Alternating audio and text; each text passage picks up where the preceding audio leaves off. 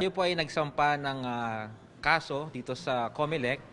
Ang ating panawagan, imbestigahan ng COMELEC itong campaign donation ng mga contractors na nag-donate kay President Bongbong Marcos at Vice President Sara Duterte during the 2022 elections.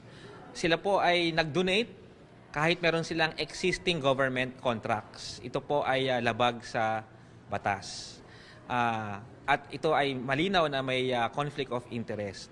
In light of the flood control scam last year at yung panawagan natin para sa katotohanan at pananagutan, nananawagan tayo sa COMELEC na gawin ang kanilang trabaho, imbestigahan ang mga campaign donor at ang mga kandidato. Dahil malinaw po, ito ay labag sa batas, ito ay forma ng pandaraya at forma din ng korupsyon.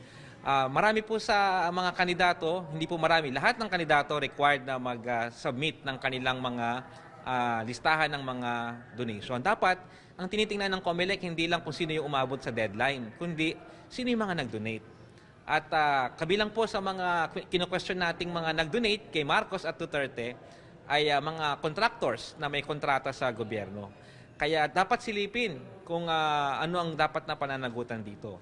So since last year po, marami tayong nilunsad ng mga protesta, ang panawagan natin, panagutin ang mga kurakot, lahat ng sangkot dapat managot, kailangan silipin yung papel ng mga contractors sa kanilang mga pinapasok na kontrata at ano ang epekto nito sa taong bayan.